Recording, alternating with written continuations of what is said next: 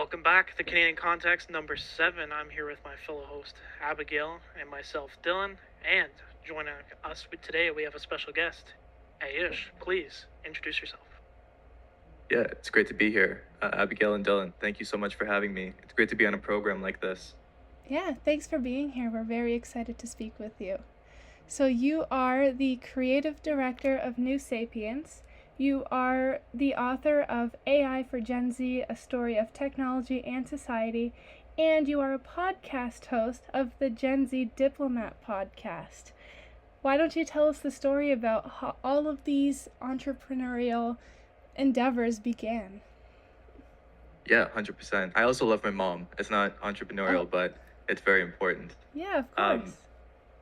you know, as growing up, I was really interested in AI from a young age. Uh, Star Wars, R2D2 and all of those things like robots and science fiction, but also how do you get them into the real world? Mm-hmm. And so in university, I really wanted to pursue a major in philosophy and a minor in AI to pursue AI ethics.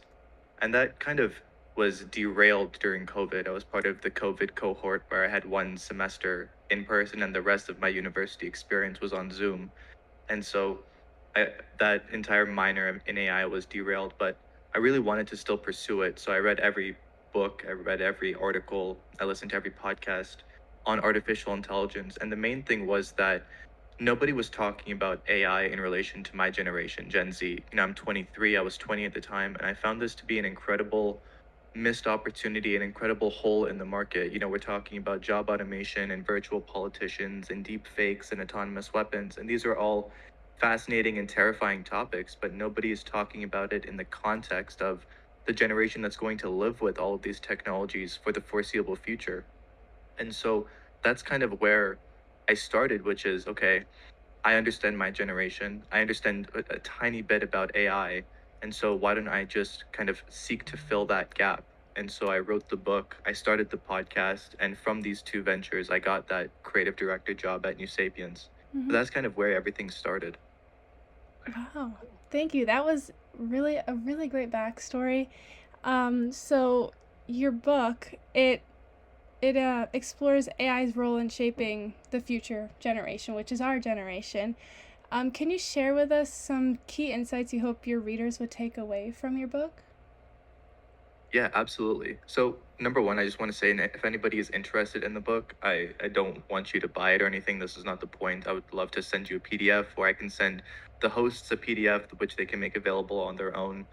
The point for me of writing this book was to kind of assimilate, distill, and contextualize all of the information available. One of my findings is that there are trillions and quadrillions and quintillions of data points on the internet. So abundance is not the issue, but quality is the issue. There's not as much, deeply researched and deeply philosophical information out online. And so that's kind of the point of the book, which is to tie in all of these different points of view and make it accessible, which is the main thing for my generation. So just to answer your question. Um, One of the biggest things that I explore is in part three of the book. So there are three parts. There's society, technology, and then kind of like a neuroscience psychology section. That's part three. And what I explore is how my generation's brains literally were molded and morphed around technology. So Gen Z are usually called the digital natives. We got technology from a very young age, like 10 years old. I got my first laptop when I was 10. And that's not a humble brag. That's just what happens to a child's brain when they're given an iPad, when they're given TikTok, when they're given a MacBook or whatever, a laptop. And so there are three things, three R's as I call them: reach, yeah, reward, reputation, and reach. So reward is your dopamine system. So from a very young age, we were all exposed to Facebook, Twitter, YouTube, Instagram, all of these things. And this, as we all know, spikes our dopamine. There's a great book called Dopamine Nation by Dr. Anna Lemke, which explores this in far greater detail and far greater science that I could ever hope to achieve. And so when you're interacting with social media, you're getting dopamine hits constantly. And so dopamine spikes and then it lowers. And as I'm oversimplifying, but as your dopamine in your brain lowers, you experience chemical pain, which makes you want to spike your dopamine even higher. So you pursue that same reward. And so if we've ever noticed that we doom scroll, that's our action of trying to get more dopamine into our system. And so we just, like a robot, like a literal zombie, scrolling constantly for nothing at odd hours of the day because we're trying to get back that dopamine. So that's the first section of trying to explain to Gen Z exactly how that behavior was installed in them. The second is called reputation. And so with reputation, we're all hierarchical beings, humans. We have this society, and not to go into like the red pill alpha stuff, but like we exist in hierarchical societies. And so we're very, very attentive to what our social status is. And what social media does, social media, the emphasis is on social, it creates this kind of persona. And so the followers, the likes, the views, the subscribers, the comments, the shares, all of these become digital social metrics for you to understand what your place is in society. And so when you couple that with the reward, you start understanding how young people or people in general could be so addicted to these things, because in your brain, it's not just about the dopamine, but it's about how can I get more social status, because this is kind of the public circle. And then coupled with that is reach. And so, as we said, we got these technologies at 10 years old, but we didn't have to drive to a library, for example, to use Facebook. We just had a device within an arm's reach that was completely unregulated and limitless. And so I could reach for Facebook at 3 p.m. or 3 a.m. I could go on Facebook for 12 hours a day or 36 hours. And so what that does is, just as a little example, so in 2017, Netflix's CEO at the time, now the chairman, I believe, Reed Hastings, said, our biggest competitor at the margin is not Disney Plus, it's not Amazon Prime, and it's not even YouTube. Our biggest competitor at Netflix is sleep. And so when you think about how these companies are operating, in the sense of they don't really care. I don't know if I'm allowed to swear, so I'll keep it clean. But they don't really care about our biological necessities. They don't really care that we need 8 hours of sleep. They don't care that we need high quality friendships or stimulation in that way. All they care about is us being on these platforms. And so I put this at the end of the book to kind of give Gen Z this really holistic and albeit terrifying reality check of these technologies are not just existing. They exist for a purpose, and the purpose is to turn you into, a cog in the machine, like a literal zombie. And it sounds terrifying and conspiratorial, but when you look at things like Snapchat dysmorphia, which particularly women unfortunately go through because they want to go under the knife, go through surgery to look like their Snapchat filters. When you look at in 2013, being on Facebook, you were if you were particularly a 13-year-old girl, you were like one video away from eating disorder videos. Well, all of these things have afflicted our generation for almost 2 decades, and nobody has stopped to consider how or why or when or who or what. We just existed with it. And so that's kind of like the main crux of the book that I would like to share with everybody, which is when you're interacting with social technologies, you need to really think about your interactions. Wow. Right. So going back to like AI, so currently, how do you currently see AI shaping like our current future, like kind of like what's going on next, like as in this year going up to like 3 years from now, and then how do you also see it going like 5 to 10 years from now? How do you see AI like shaping the world?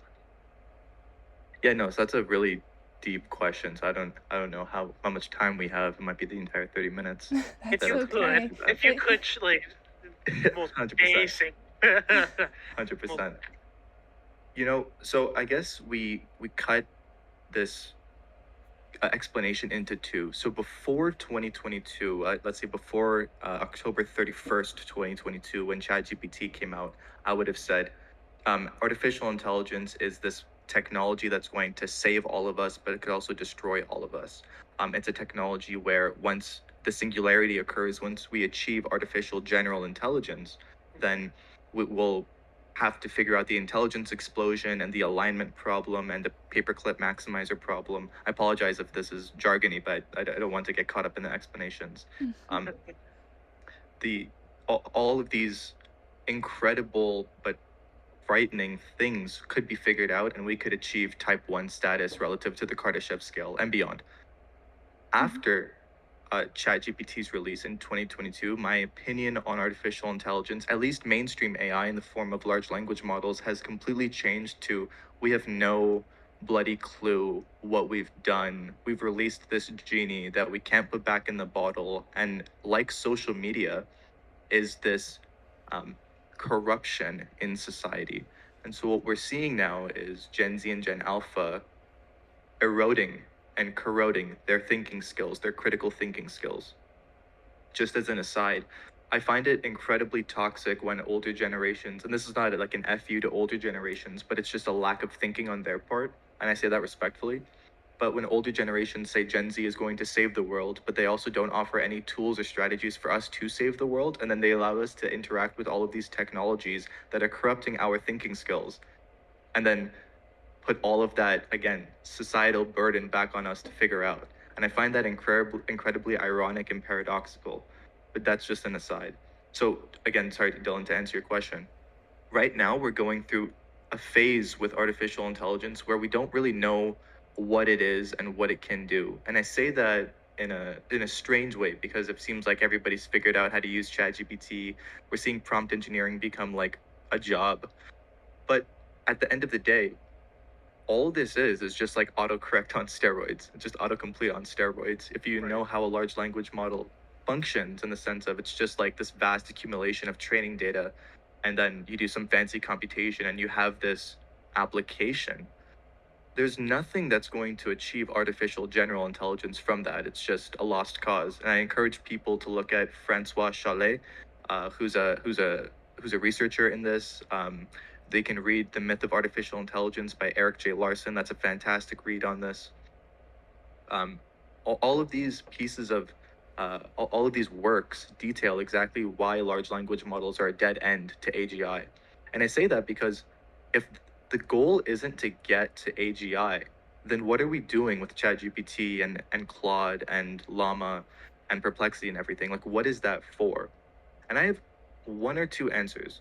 Number one is just that these are like a better search engine. So instead of me going into Google and typing in, like, I don't know, what's the population of Shanghai? And I can click around and see, what the population is. I don't have to do any of that now. I can just ask ChatGPT and it'll give me an answer. Whether that answer is correct or not is, debatable, but there we go. But the other kind of more sinister part is that now, as a young person, I have no incentive to think. And that's a very peculiar thing because humans are Homo sapiens, the wise men in Latin, but let's say wise people to be inclusive. We're the wise species. And so if we are kind of, how would you say, if we are automating our ability to think, then where does that leave us? It just leaves us as zombies that are like sentient zombies in that way. And this is the sinister thing that I find is that we're so focused on trying to build out these technologies that aren't augmenting us in any way. Like, if I need ChatGPT to write an essay, then that essay was like not meant for me, if you know what I mean. Like, if I need ChatGPT to write something, then obviously I'm not an expert for it. And if I'm not an expert in it, then I'm not going to notice when ChatGPT makes mistakes. And if I'm already an expert in it, then why do I need ChatGPT to write the bloody essay for me anyway? And so there's no real reason to have this technology other than, the nuance of like, oh, I can make art or whatever, which is debatable. I mean, I don't think that AI generated art is art, but I don't want to get blamed already.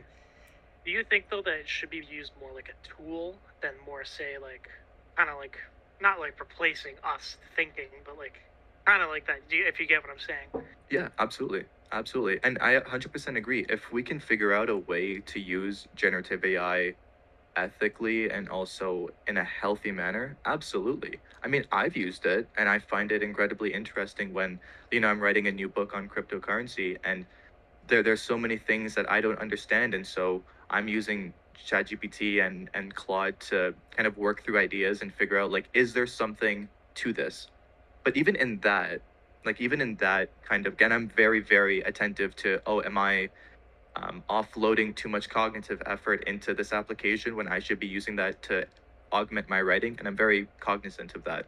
But even to that point, there were studies, and I apologize, I don't have the study right on hand, but I can send it to you afterwards. There were studies that indicated that when you interact with a generative AI application in terms of text, you are more likely to gravitate towards whatever the generative AI application wrote, even after the fact. So let's say I had a piece of text and I was interacting with ChatGPT and I asked ChatGPT to rewrite it. Even if I didn't like what ChatGPT wrote and I just discarded it, my brain would mold more closely to whatever ChatGPT wrote. And so even this initial touch point of using ChatGPT already corrupts you. And so, Dylan, it's like, I want to say yes, but in reality, whenever you look at the science and the emerging science, I should say, because we're in very early stages of understanding exactly what is going on, the answer just continues to be no. Awesome. All right. So I am actually majoring in communication and media, so AI plays a big part in my degree, and I even see everyone else in any program using AI as a tool for studying, writing essays, everything. Do you think we should be scared that AI is just going to ruin our lives? Or do you think that, even in Canada, do you think that we will have regulations anytime soon to try and stop it, or if we even should have these regulations? Yeah, the regulation aspect is interesting and also kind of futile. I mean, I've gotten so fed up with the status quo of these technologies that are incredibly powerful. I believe it was E.O. Wilson that said we have godlike technologies, medieval institutions, and Paleolithic emotions. And so, if we understand that our governments are so bloody slow at updating and doing their part in trying to mold technologies to fit us rather than the opposite way, molding us to fit the technologies, then we have to do something socially to stop this from happening. And so, to answer your question, do I think that do I think that we should be scared of AI? Yes, if we don't do anything about it. So if we just let ChatGPT and whatever, blossom in its own way, and we don't have more of these conversations, then yeah, we should absolutely be scared. Like, for example, I'm 23 now, but I'm always thinking about what kind of parent I'm going to be, and not to make the conversation weird, but parents have the sex talk and the drug talk. I really think we should update it to also have a technology talk with our kids of, this is how your mind and your brain is literally and neurochemically and neurologically going to change as you start interacting with these technologies.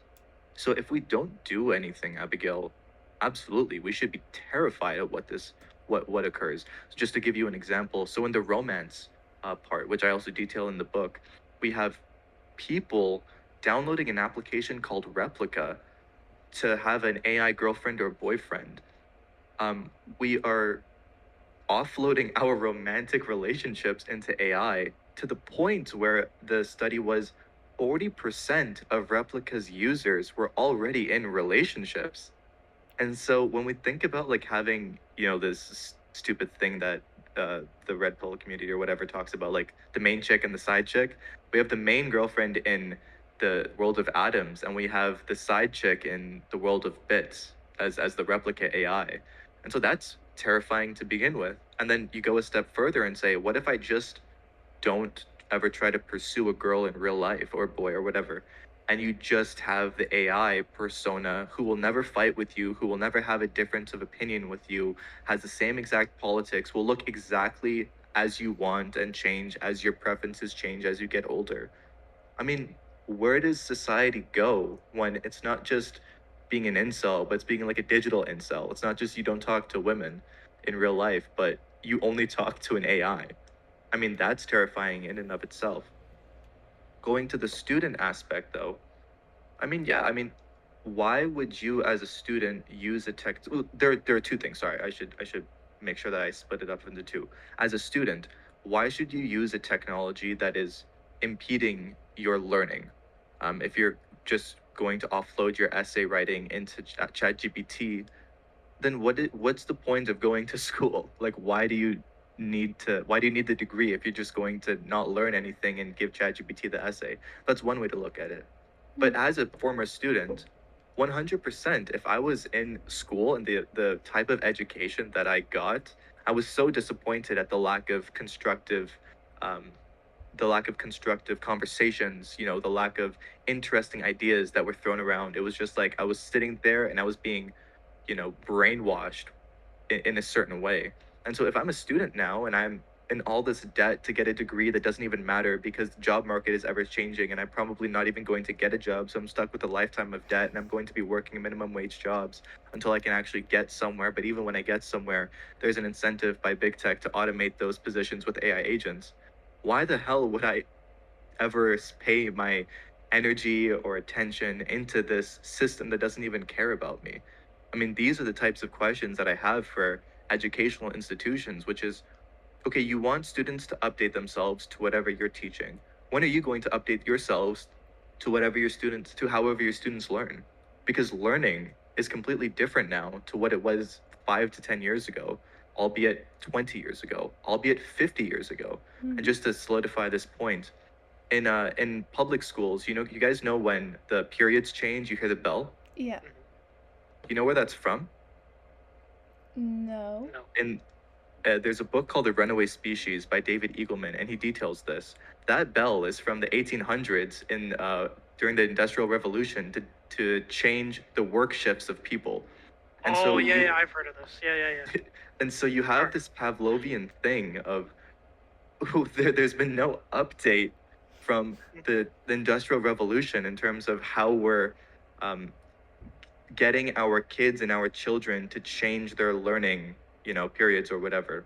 But the more sinister thing about that is when you think of what the factory was in the Industrial Revolution, why are we using those same concepts in our educational institutions? Like, how did that become how did that transcend from the factory into education? And the only answer, it's not even controversial anymore, is that it's just factory education. You're not learning anything. You're not taught, as a high schooler, we all say, why were we never taught about relationships or taxes or anything? It's a very solid point. Yeah. And so when you're never taught about how to be creative, when you're never taught about how to be more human, how to engage in debate, how to engage in conversations constructively, how to disagree in a healthy manner rather than canceling the other person or writing them off as just a bigot or a racist or a misogynist. When you're not able to have those conversations and you're just fighting for grades that don't even matter in the long run, this is what you get. And so what the book and the podcast and all of this writing is not to kind of demean the generation or demean who we are, but it's just to kind of ask the question of, is this really what we want for our future, or is there something more that can be achieved once we understand like what we're going through? Wow, I need to let that sink in a bit. So I want to talk about something a little bit more, I guess, kind of lighthearted, but like, you know how? I apologize. No, it's okay. Let's say, like, I guess millennial parenting. I'd say more like late millennial, early Gen Z parenting is like, just hand the kid the iPad at the ripe age of 3. Just give it the iPad. And do you think though that like, with technology advancing so quickly, especially like with AI, do you think kind of like when we become parents as Gen Z, that it might ruin our kids? Oh, absolutely. I'm more terrified as not just with the phone or with ChatGPT, but with stuff like the Vision Pro. I mean, I think that if I totally believe in God and like not in a religious way, but just in the sense of I'm so glad that in 2024, when the Vision Pro was launched, that it was a complete dud. I'm so happy with that. I am kind of a little more scared that when the technology gets better and it becomes like just glasses that have a 10-hour battery life, that you can just wear easily, that may be what sells like hotcakes. But I'll set that aside. I think for my children, um, the biggest thing will be these AI avatars that they can interact with, and also this XR, which is augmented reality, virtual reality, and mixed reality, the cyberspace. And so there would be no incentive for them to create natural human connections because everything is tailored to them. So just to explore that a little further, on social media, we all know that once you open TikTok, after 3 swipes, the algorithm tailors itself perfectly to you to show exactly what you want and what you prefer and what you like, to keep you on the platform. So if we abstract that and apply that to cyberspace or to XR, imagine your entire world, not just on your phone, but your entire world, everything around you, perfectly tailored to your preferences and interests. Just imagine that. What incentive would there be for you to leave that? And so when you think about places like Ready Player One, I mean, it's a great movie, but what if that was just what if your introduction to the Matrix was this single player thing? It was never multiplayer. It was just you step in or you wear the glasses and magically the entire world tailors itself around you. Why would you ever take that off? Why would you ever not want to be there? The amount of stimulation, the dopamine, the reputation, the reach, it's all heightened to a level of a million. And so this is what terrifies me is when the technology inevitably gets better because there's a massive incentive for big tech to create that. We have no currently, but we have no social to use a stupid term, but we have no social regulation for that. We're all running on kind of cultural algorithms that are not healthy for us. Yeah, absolutely. This is more of a comment rather than a question, but I can picture a future, even like 10 to 20 years from now, where no one ever needs to leave their house. Because with AI, you could get your food delivered by robots. Everything you could possibly need could be delivered by robots. Everything is fulfilled by AI. Like, you don't need to learn anything because it's all accessible to you on a screen. And like, I hope that doesn't become a reality, but I definitely see it happening at some point. It maybe not even in our lifetime, but with how fast everything has been moving, I wouldn't be surprised if, my grandkids, I would never see their faces because they have Vision Pros on. It's terrifying. I wouldn't even say, sorry to interrupt you, but I would not even say that it would be your grandkids. It would probably be you. I can imagine a world in the next 5 to 10 years where, all of your political news is tailored to you. All of your TV shows, like the speed at which you can create text and images now is cool, but imagine being able to create entire movies that are tailored to each person. That to me is the thing that terrifies me. Drones delivering your food, delivering your medicine, all of this. And so I don't the problem with talking about this honestly, and I hate myself for it, is that there's no good way to talk about this in a lighthearted manner. It's all just like I can feel the energy. We're separated by, you know, many kilometers, but we're all just like so drained because it is draining to think about these things and think about a world that doesn't work for us. And so I apologize if I'm commandeering the conversation, but I would love to talk about things like how do we get humanity back on track? That's one of my main goals, and the reason that all of my work, like the crux of all of my work is exploring these questions of, okay, we understand that the world doesn't work for us. Bravo, we figured that out a long time ago. Yeah. But also, let's just like not complain about that. Let's figure out exactly how to get humanity in a place where utopia isn't this land that will never be found, but utopia can be built within us, and we can enact utopia within ourselves and within our communities. And so a lot of my work, I'm part of New Sapiens, and we can get into that. I have many connections in the space industry and all of that. And that's not a brag, but that's, again, part of my focus is to talk with people who have decades of experience in multiple industries at the highest levels, who are also thinking along these lines, and bring all of that experience to us, the young people, because even if we don't have those decades of experience, we can still use the wisdom of our elders to shape societies that work for us. Imagine creating, you know, like people love Singapore because it's so technologically advanced, or Dubai because it's so technologically advanced. What if we can use technology to augment what it means to be human? That's what I'm incredibly passionate about. And again, to be more lighthearted, it is absolutely achievable. And the way that we achieve that is by having incredible conversations and making those conversations accessible to people to get them to think. It's very, very simple. We're in this world and we think it's all complex and we have no starting point. But we have to realize we built this world and we can unmake it, not in a destructive way, but in an act of creation. We can create pockets that become strange attractors that people flock to because these places work for them. They're not oppressed by technology, but they're impressed by technology. They are augmented with technology. They are augmented with what technology can do. And so social media was a good starting point, but like social media, for example, brought us together. Social media has brought many of my friends together. Mm-hmm. But again, the ecosystem of social media doesn't work. But we can absolutely innovate on that. I mean, that's all humans do, is just figure out what doesn't work and then build a better version of it. And so that's again why I'm exploring this in the crypto book as well, is okay, we figure out that money doesn't really work for us. And so how do you create better money? How do you create money that works for the user, that can restore individual power? All of these questions can be asked and discussed and iterated and broken down and made accessible because we're having these conversations. Mm-hmm.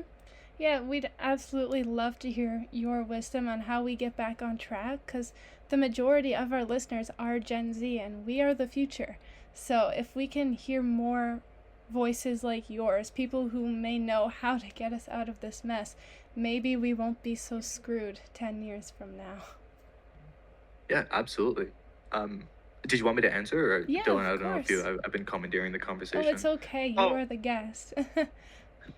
I was just gonna throw in a little like not fun point, but like just a little point that I think like with all this new tech coming in, we have a lot of like, not just in Canada, but in the States as well, pretty much everywhere. A lot of the people in our, the government, they haven't really.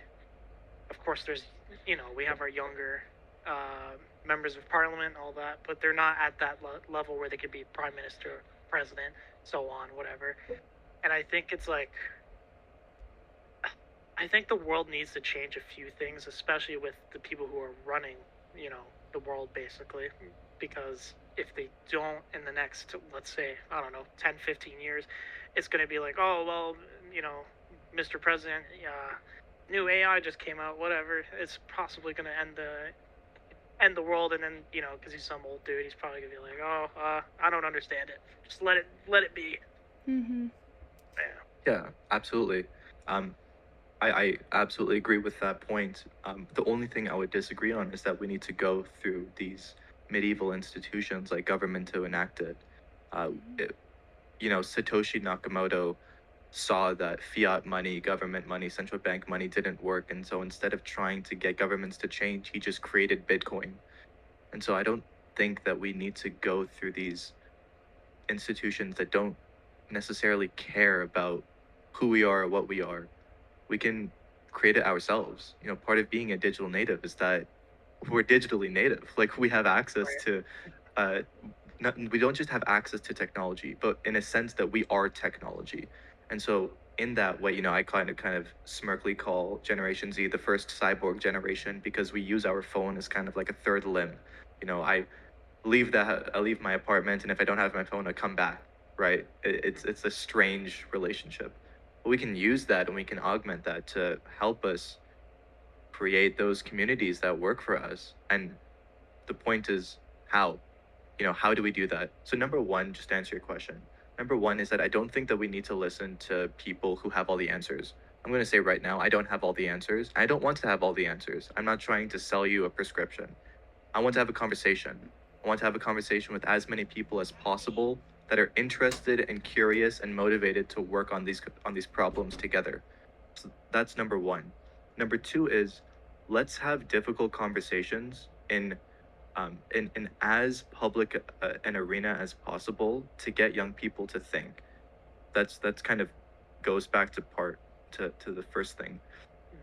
But number three, and this is kind of most important, is that remember what species that you are a part of, in the sense of you have a brain, you have autonomy, you have agency, and you are allowed to go against the narrative. You are allowed to go against the grain. And so when you notice, like we always talk about the gut feeling.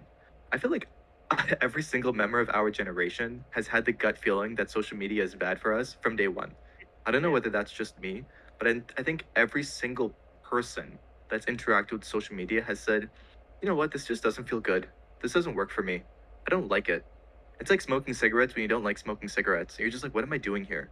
It doesn't make me feel good. It's a waste of money. I'm killing myself. But for some reason, I'm still doing it because everybody else is doing it. And so when you have that intuition, you have to follow that. You have to figure out where that leads you. That's exactly what I felt when I was exploring artificial intelligence. I was like, how is nobody talking about this? Okay, well, if nobody's talking about this, it's like, you guys know the movie Don't Look Up? I don't think so. With Leonardo DiCaprio and Jennifer Lawrence, the comet is about to hit. It sounds familiar. I don't know. All good. I'm not going to spoil it. But okay. the point of the movie is that people saw this world-ending event coming, and nobody had believed it until, the situation occurred. And so for me, it was just like this don't look up moment of, okay, well, nobody is explaining artificial intelligence to Gen Z.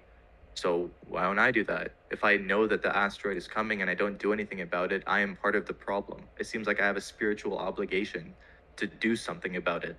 And so for every Gen Z that's listening to this, follow your intuition into what is not working for you. And don't just go through the default thing of posting on social media or throwing soup on paintings or whatever, but maybe post on Reddit, maybe build a new social media alternative. I don't know. It's not for me, again, to give you the answer. It's for you to critically think on, okay, I understand something's not working for me. What do I do about that? Mm-hmm. And you can do something about it. That's the thing, is a lot of people are going to think about it for 5 seconds and shrug their shoulders and go back to scrolling. Sure, that's totally fine. That's your life. But at the same time, you absolutely have the power and the will to do something about it. Steve Jobs used to say, when you look at the world around you, every single thing that is around you was built by someone no different to yourself. And when you think about that, you realize that you have world-changing power already inside you. It's just about finding the right people to enact that. Mm-hmm. I think that is a fantastic place to conclude the episode.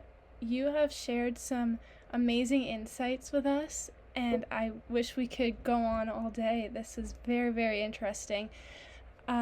So if anyone listening wanted to find your book or your website, where could they go? So the book's available on Amazon and probably Indigo. But most importantly, I don't want your money. That's the thing. Mm-hmm. I really don't want your money. All I want is just for you to have this information and for it to be accessible. So I have a YouTube channel. I'm going to upload the audiobook to there for free. If you want to email me, I can link my email to the hosts and put that out there, where you can download the PDF. I'll send it to you personally for free. Awesome. If you want to follow the podcast, again, that's available on YouTube and Spotify and everything. The point is not, again, for money or fame or anything, but my intuition is that the world is not working for my generation, and I want to do something about it. And so I'm just having these conversations, and I'm writing these books, and I'm doing as much as I can, personally and entrepreneurially, to make sure that, when my grandchildren do come into the world, it's a much better place than the one that I inherited. Absolutely. Thank you so much for being here with us today. This has been an amazing conversation. And we'd love to have a copy of your book as well, and we can share that on our social media if you'd like once this episode goes live. 100%. It'll be in your inbox momentarily. Great. Thank you so much. All right. Yes, thank you. Yeah, and thank you to everybody who listened in this week, and we will see you in the next one.